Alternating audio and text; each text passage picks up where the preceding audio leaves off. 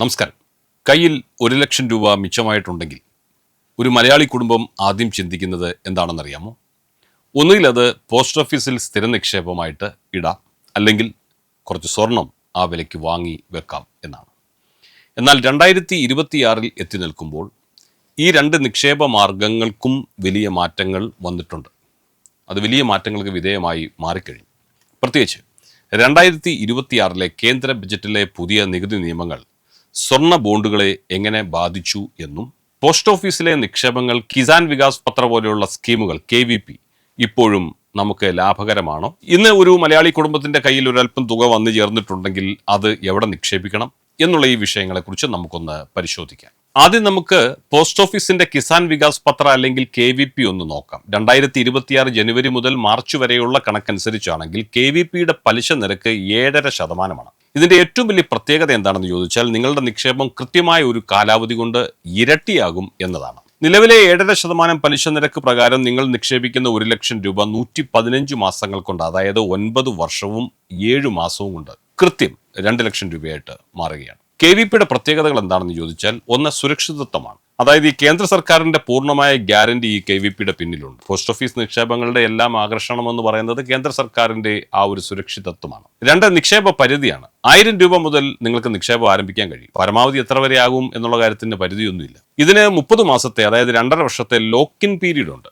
അത് ശ്രദ്ധിക്കണം. അതിനുശേഷം പണം പിൻവലിക്കാം. പക്ഷേ കാലാവധിക്ക് മുമ്പ് പിൻവലിച്ചാൽ നിങ്ങളുടെ പലിശയിൽ കുറവുണ്ടാകാൻ ഇടയുണ്ട്. അടുത്തത് സോവറിൻ ഗോൾഡ് ബോണ്ടുകളാണ്. സ്വർണം വാങ്ങി ലോക്കറിൽ വെക്കുന്ന റിസ്ക് ഇല്ലാതെ ഡിജിറ്റലായി സ്വർണത്തിൽ നിക്ഷേപിക്കാനുള്ള വഴി. ഇത് 2 രീതിയിലാണ് നമുക്ക് ലാഭം ലഭിക്കുന്നത്. നിക്ഷേപിച്ച തുകയ്ക്ക് പ്രതിവർഷം 2.5% പലിശ ലഭിക്കും. ഇത് 6 മാസം കൂടുമ്പോൾ നിങ്ങളുടെ ബാങ്ക് അക്കൗണ്ടിലേക്ക് എത്തിച്ചേരും.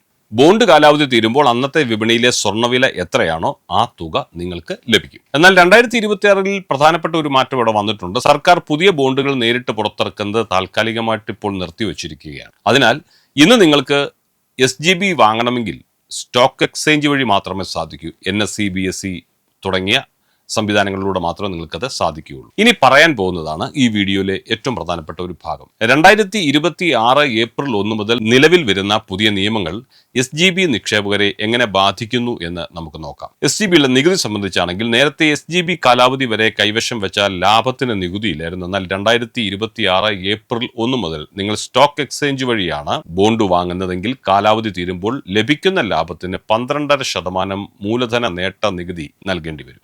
നിങ്ങൾ ആദ്യമേ തന്നെ സർക്കാരിൽ നിന്നും നേരിട്ട് വാങ്ങിയ ആളാണെങ്കിൽ മാത്രമേ ഇപ്പോഴും നികുതിക്കുള്ള ഇളവ് ലഭിക്കുകയുള്ളൂ. ഇനി KVP നികുതിയെ സംബന്ധിച്ചാണെങ്കിൽ, KVPയിൽ നിന്നുള്ള പലിശയ്ക്ക് നികുതി ഇളവുകൾ ഇല്ല.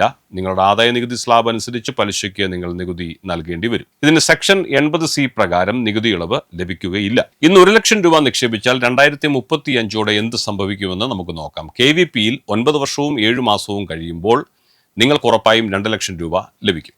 SGBയിൽ നിക്ഷേപിക്കുമ്പോൾ സ്വർണ്ണവില പ്രതിവർഷം ശരാശരി 8 മുതൽ 10% വരെ വളരുകയാണെങ്കിൽ നിങ്ങളുടെ നിക്ഷേപം ഏകദേശം 1.8 മുതൽ 2.2 ലക്ഷം രൂപ വരെ വർദ്ധിക്കാനുള്ള സാധ്യതയുണ്ട്.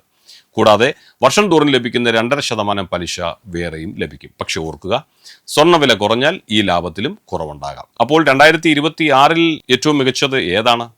നിങ്ങളൊരു റിസ്ക് എടുക്കാൻ ആഗ്രഹിക്കാത്ത ആളാണെങ്കിൽ, നിങ്ങളുടെ പണം കൃത്യസമയത്ത് ഇരട്ടിയായി കിട്ടണമെന്ന് നിർബന്ധമുണ്ടെങ്കിൽ KVP തന്നെയാണ് നിങ്ങൾക്ക് മികച്ചത്. നിങ്ങൾക്ക് ദീർഘകാല അടിസ്ഥാനത്തിൽ സ്വർണ്ണവില കൂടുമെന്ന് വിശ്വാസമുണ്ടെങ്കിൽ പലിശയും സ്വർണ്ണവിലയിലെ വർധനവും ഒരുപോലെ ആസ്വദിക്കാൻ SGB തന്നെ തിരഞ്ഞെടുക്കാം. എന്നാൽ സെക്കൻഡറി മാർക്കറ്റിൽ നിന്ന് വാങ്ങുമ്പോൾ 12.5% നികുതി കൂടി കണക്കിലെടുത്തേ നിങ്ങൾ കണക്കുകൂട്ടലുകൾ നടത്താവൂ.